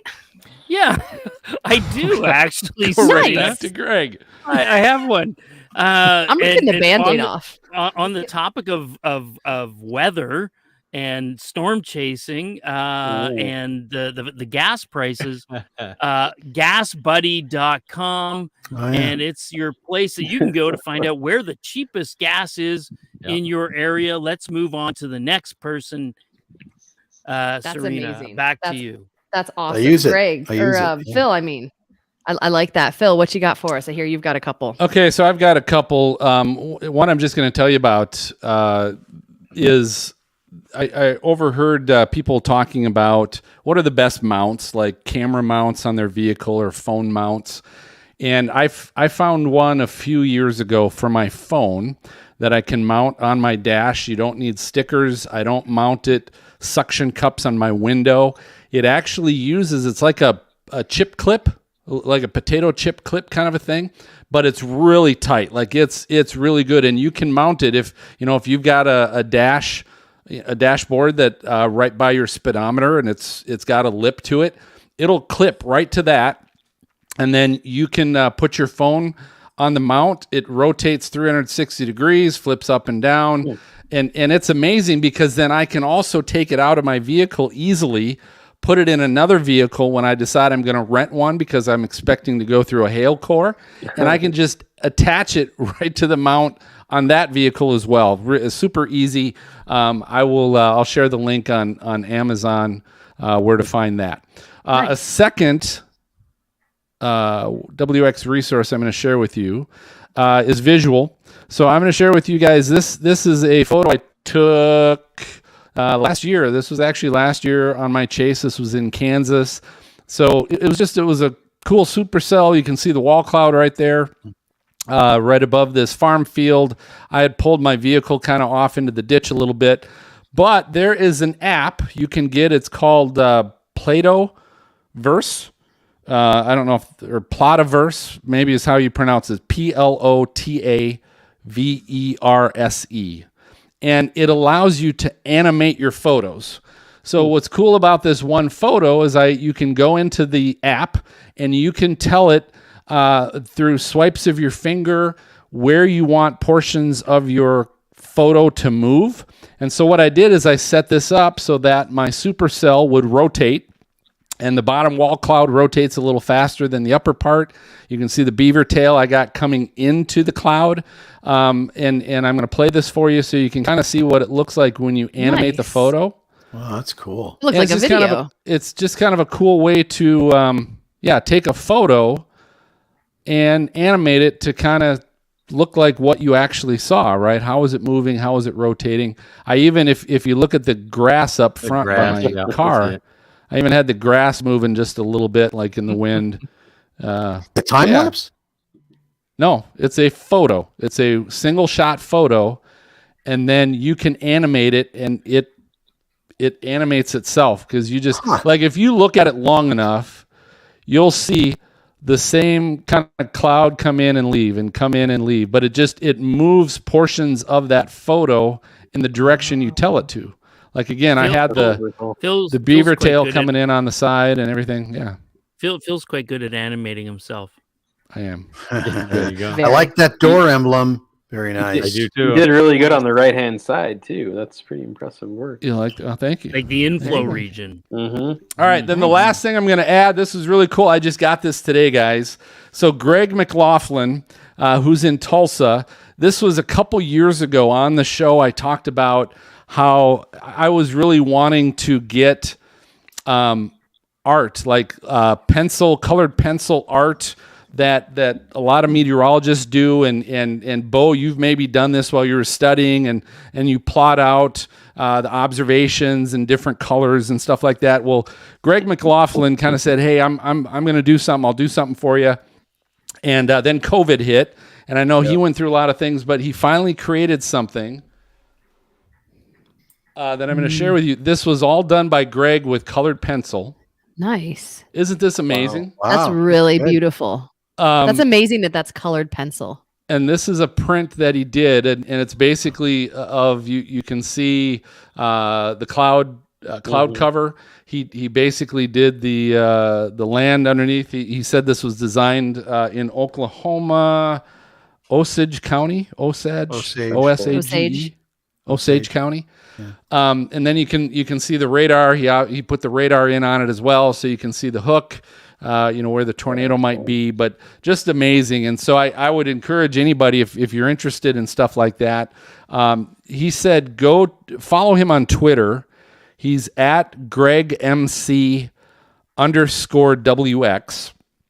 Follow him on Twitter because as soon as he has more prints ready, he'll provide those or can sell those, whatever. But I want to share this with you guys because he also added this on a letter that he sent. He said, keep up the great work. You and your team do a great job on the Stormfront Freaks podcast. You do great interviews. I love the recent podcast with Melanie Metz. I had the pleasure of meeting her this past June. She's one of the best out there. Anyway, love what you do and hope to see you guys out under the mezzo sometime. Nice. That's Very awesome. cool. That's Very beautiful. Yeah. So thank you. Cool. All right, I'll wrap it up then with the last weather resource. I'm a big fan of the National Weather Service and things that they put out. I think they do such a great job at really focusing on public safety. And there's a lot of spring safety infographics out there and details. The first week in March is frequently, some sort of thunderstorm preparedness week, flood preparedness week, or what have you. There's a page on the National Weather Service where you can actually download PDFs that help provide some outlines of things to look for and beware of with every single different type of hazard you're interested in. I was looking for some flood material the other day, and if you go ahead and click on flood, it's going to give you just a ton of infographics, and it talks about the statistics and how many people have died doing this and what not to drive your car through and all that. So if you don't want to be a weather fool, these infographics and things that the National Weather Service has are just fantastic. And especially if anyone's, going into schools and talking to kids about being a storm chaser or the weather or anything like that, there's an incredible amount of information there from the National Weather Service that is top notch, and I highly recommend. So if you want to check that out, go ahead, go to stormfrontfreaks.com and go to episode 153 show notes, and we'll have all the links to all these weather resources there. Awesome. Great. Now, I'm going to tell you guys this. I'm excited about this next little segment that we've got. Of course, I'm always excited about the stuff that I come up with, I guess. That's kind of biased, I suppose. But I think you're going to like this. But here's what we're going to do. We're going to do two things. So we got to come up with a song to intro this.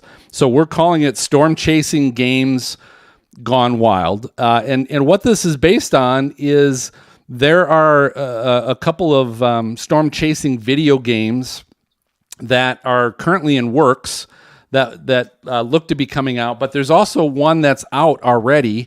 And so the idea behind this is kind of watching clips of people playing these storm chasing video games. Right. And you guys could imagine, right, if you had a chance to play a storm chasing video game, what would be probably one of the first things you're going to do in the video game? Drive right into the tornado. Sure. There's one perfect example right there, right? I'm going to go out front of my car and take a leak while the camera's still on. There you go. Throw a whiskey bottle at the tornado. There you go, right? So there's just, and so the idea is to capture what some of these people do in a storm chasing video game. It can kind of be tied to #WeatherFools a little bit, but we got to come up with an intro song.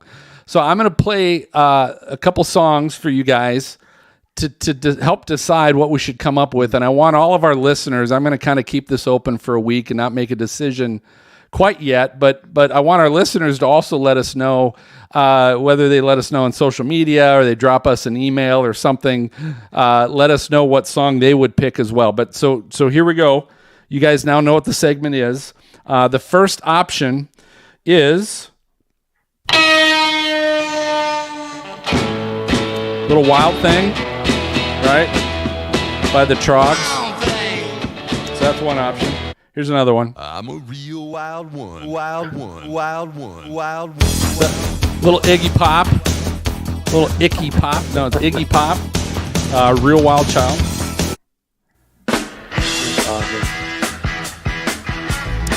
You guys know that Steppenwolf. Little Born to Be Wild. Wild has got to be in everything, huh? There we go. All right, here's another one. Storm Chasers Gone Wild. Gotcha. So, little Will Smith. I like this.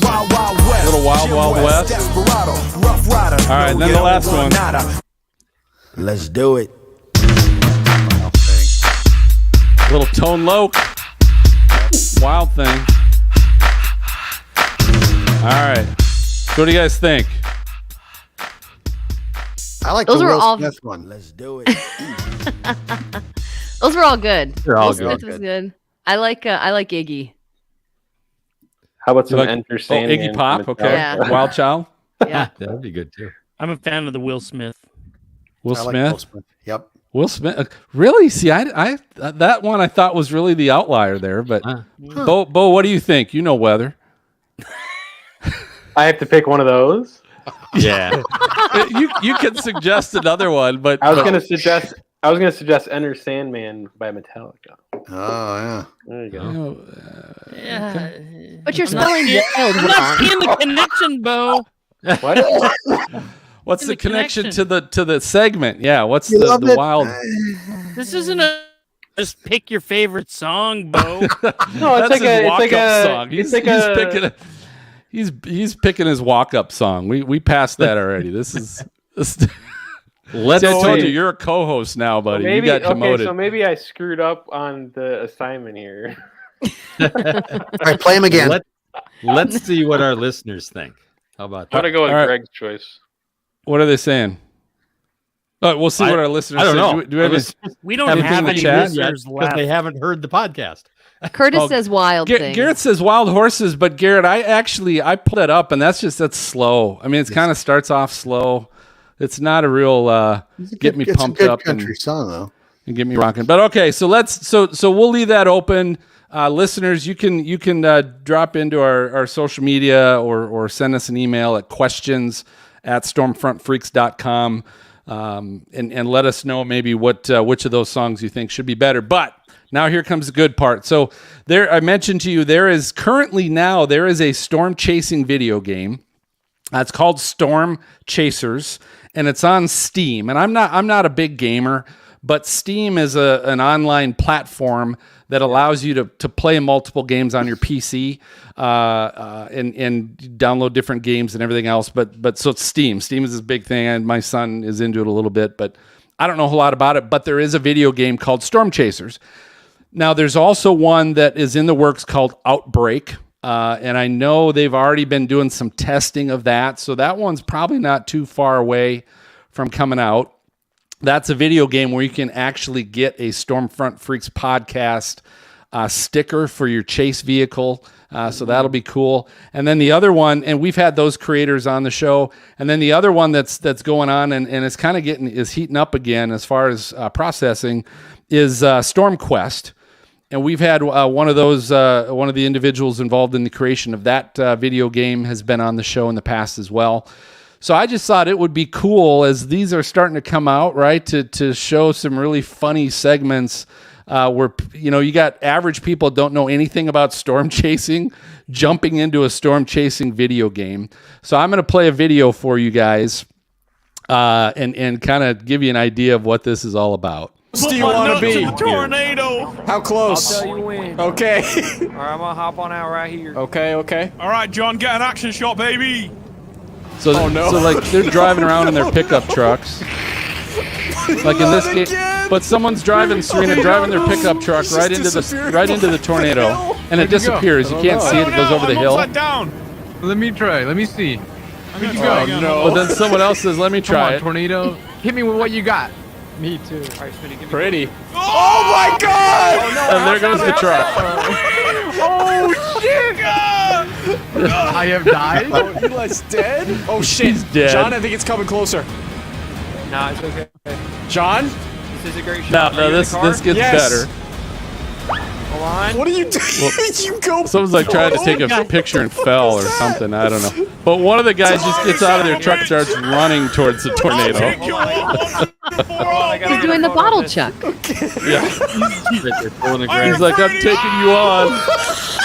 And there he goes. I'm out of film. He's I'm out of fighter. film. You gotta go. Go get it. Go.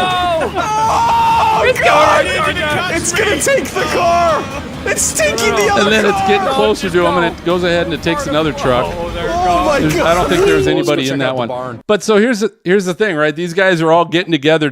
None of them storm chase. They're like, let's try this storm chasing video game, right? And they're just screwing around. And the next segment, one of them just starts driving off through a fence, drives off the road, and starts going through through a farm field, going after a cow. Wait. Oh, no. I see Can you guys hear it? cows. Oh, can you run over the cows? Oh, I need a photo of a cow in a tornado. So he goes through the How fence. about a photo of a dead cow? Oh no, you actually ran it over. I didn't mean to. Did you see the head of I that didn't think cow? it would work. Oh no. Oh, jeez. So I guess have I done? in this game you can actually What have you done? run You over monster. cows. No, stand next to that pig. God damn. You chunky boy. Now the guy gets behind one of the pigs, and that's not a good look. It's big, big. What do you mean? Dude, That's I'm not a taking good pictures. spot to stand. What are you talking about? Then he tries to hit the pig, and he hit the fence. He missed. Survive. And these guys, this is a storm chasing video game. This is what some people are gonna do. Oh, I can't stay on the car. Oh, that one. Oh no, you actually killed it. You killed it. Really? Oh my my God. pig? So, Oh no. You just. we'll be sharing more of that. Oh, good. I have some Can't very wait. good ideas for our trip in May, Phil. Wow. Who's standing on the pig? Is anyone? I who's- saw that in that. Who's going to do that? Standing on the pig. I did see that too. Yep.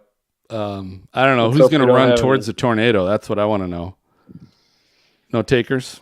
Let's hope we don't have any copycats. All right. So anyway, so that a little hint of what Storm Chasing Games Gone Wild is all about. As these games continue to come out, I'm sure we'll find some other amazing clips. But pretty good. Pretty good.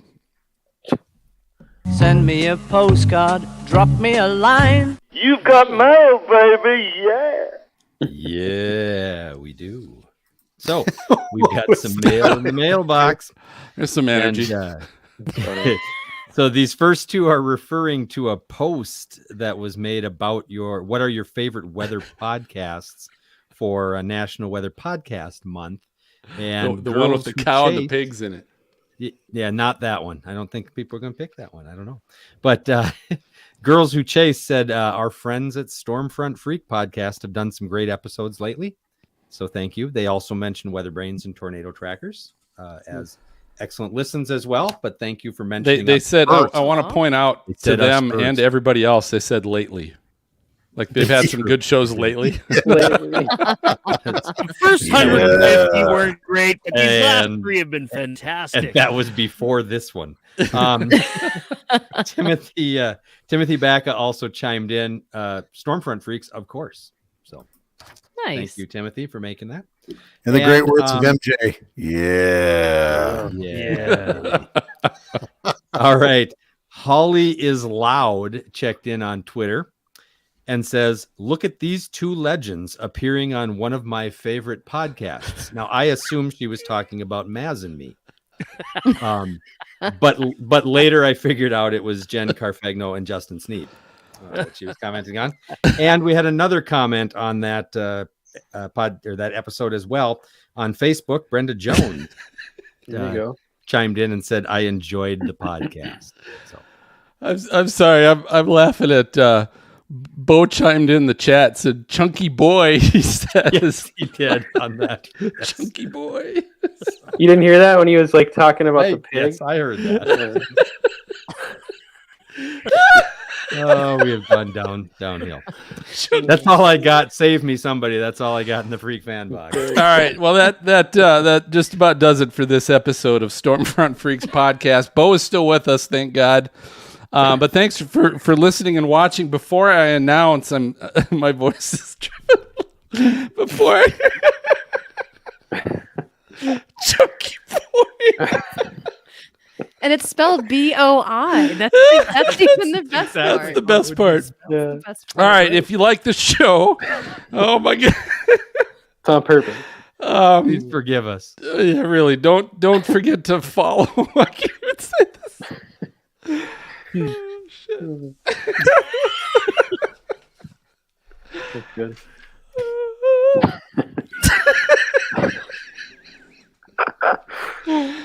Oh, Beau, that was good. All right.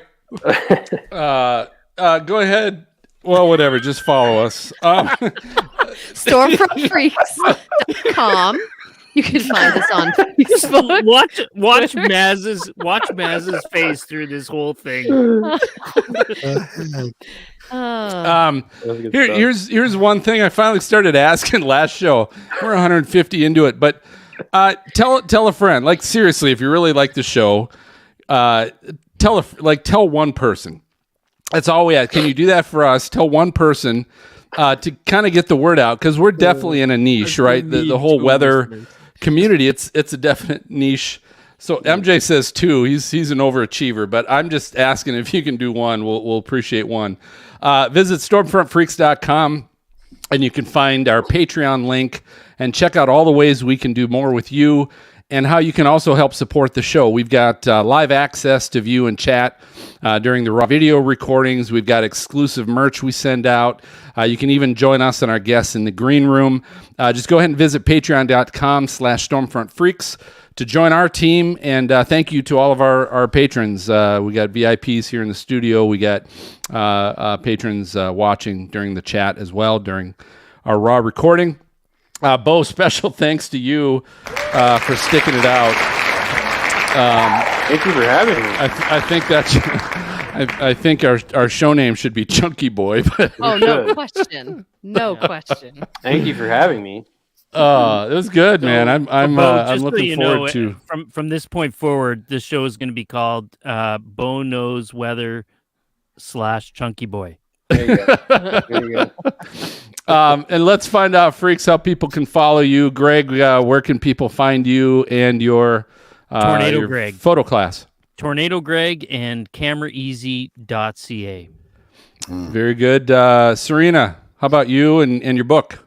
My book, The Weather Story, can be found online anywhere books are sold. I also can send out signed copies if you find me. You can find me online at WX Serena with a CY on any of the social media platforms. I don't think you signed my copy. I can. Oh, okay. MJ, how about you? At Mark Stormpod, that's MARC Stormpod. All right, Maz, I gave you the benefit of going last. Thank you. Appreciate it. Takes me a while to remember things these days, especially after a bulldog. And I just forgot it. At Money, at Money Storm, the number 4 and the letter U. Very good. You can find me on Twitter at PhilStormPod and at Stormfront Freak. Hey, our next episode, we're back in 2 weeks, recording March 31st with National Weather Service meteorologist at Flagstaff, Lamont Bain, is going to be with us. We'll certainly be talking about haboobs and monsoons, so that's going to be another barn burner, I'm sure. Patreon members, you can join the recording live, and the edited audio podcast is always going to be available to everyone the following Sunday. So for MJ, Maz, Greg, Serena, Beau, and all our VIPs, I'm going to signal the all clear. We'll catch you guys next time. Good night, everybody. Goodbye. Good night. Good night. So did you say they're going to BS with us? That's what it's. I think. I don't know. Did I? I think you did, but that was good. They're going to be with us, BS with us? Oh. I don't know. Good luck, MJ, editing this one. Yeah, we're going to be in Florida. I know that much because it's in Florida. Right, Greg, right? We're in Florida next week. Florida. Florida. Okay. Beau, thanks for the time, man. You never know. This thing sometimes turns into shit like that, and really just happen to be part of it tonight. So that was good. I appreciate having me on. That was fun. No, it's good having you on. Yeah, if you didn't have a good time, it's your own fault. It is correct. No, you got me crying over here from laughing. So. Well, it was your fault, Chunky Boy. Yeah. That's the way he said, Chunky Boy. Yes, he did. That is the show title, right? Like, there's no yes, question, it is. I have right? that circled already. Oh my god! All right, VIPs, you got anything for Beau before he leaves? I think this was a good one. It's nice and funny and much needed. Good. Lately, I'm glad one of us lately. Good. Yeah. And you won the lightning round, Garrett. So that's true. Yeah, you really did. Big show for you. 80s baby and a nerd, I guess. I got maybe a passing C on my Bo Jackson knowledge. Yeah. You weren't bad. You weren't bad. Did all right. You're pretty good. Right. I figured you're 40. I figured that was you would have been a little young, but didn't you grow up with like Bo Jackson and Michael Jordan posters and all that kind of crap? Oh yeah. I didn't follow him as much. I just stole his name, Yeah. So. Part of your youth you wish you'd forget, maybe, or is that? Yeah. Yeah. It's funny. Good. Did Greg freeze, or is he just making a funny face at his bottle? Yeah. He blacked out when he cracked. Oh, the there bottle. he's back. He's back. my internet sucks tonight. I don't know what the problem is. Those gas prices. You weren't bad. We pretty much got everything.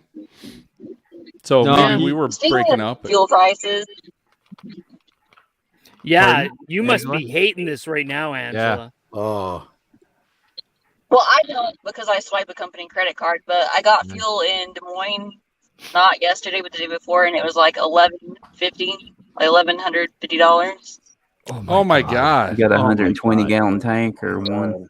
Now, how far does that get you though? 200. Unbelievable. How far does that get About you, 1,000 Angela? miles. Okay. About 1,000. Wow. Jeez. Buck a $1 a mile. mile. Yeah, that's bad. That's crazy. Yikes. My aunt and uncle drove up from Texas Tuesday.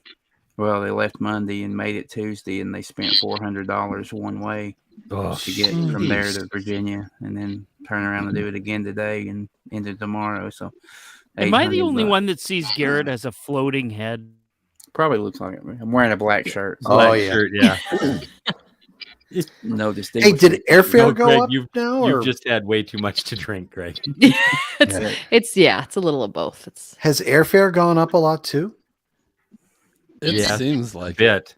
Has Is it? there anything that hasn't gone up? Like I went to the grocery store the other day, and it's like, why everything is more expensive? Literally everything.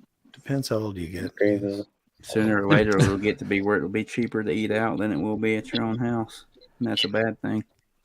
Yeah, until they catch up, then they'll start catching up. Well, I'm glad we're storm chasing as a group this year. That'll share the load a little bit, right? Oh my God. Gonna go up the limit on my credit card. Yeah. Beau, have you ever done the storm chase thing?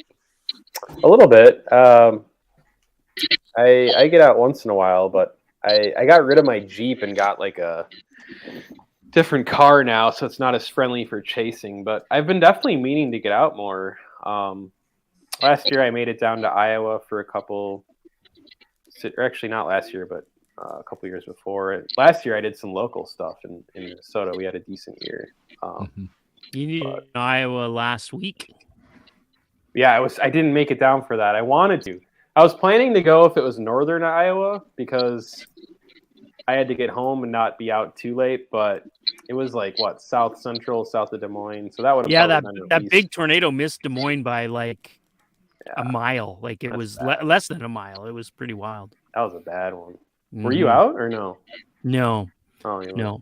Well, I've been out for a few months, but not in Iowa. A little further west and north. Yeah. Well, if you guys ever need a co-pilot, or I'm game. If you ever want to go out. There you Cool. go. Nice. Like to tell you, Minnesota's getting a lot more over the last few years. That's for sure. It It's is. It definitely has. things are moving north. Well, the big year was 2010. Yeah, That's when Minnesota got the. Yes. I think Minnesota had more than Texas. 2010. We had more than Texas that year. Yeah. We did, yeah. It was a big year. Wow. That was before I really, really got heavy into it, and before I went back to school. So I was kind of just like a armchair nerd at that point. But if I had known known then what I know now, I would have been out for sure. So hey, I have to know, did the woman at REI, did you ever like get back in touch with her and be like, hey, I did it? I did. She sees me post every now and then. She's like, I'm so happy. So That's cool. Like it'd be cool for her to know like the impact. yeah, she does know. I don't know if she knows to the extent, but then there were a few other people that kind of got on that support bandwagon as well. But that was really, I think, the instigator for me, where I was like, if this person who very passively knows me is remembering me as the weather guy and wondering why I didn't go do it, I've got to do it now. So I'm like, Peer pressure. Caller, thanks for the the kick in the pants. I make $320,000 a year now, and sorry for your loss. Yeah, that's one of the reasons why it's hard to find good work in that realm that pays. So. But I've seen a growing trend in a demand for, weather information. Like UPS is growing their meteorology division, Amazon.com even. So a lot of people are starting to really realize the importance of weather for logistics and things like that. So you can't just rely on warnings and hope for the best when you're navigating that many drivers around the world. So Did you put that up, Phil? Maybe. Oh. Maybe. Greg, you're French All right. Canadian, right? So it's Chunky Chunky Bois. boy. There you go. Yeah. Chunky blah. I'm totally French Canadian. Can hear it in All the right. accent. Say goodnight to our Patreon Oh. viewers. See you guys. Thanks, See you guys. Good Y'all night, have a good everybody. See you, Curtis. The, Bye, Curtis.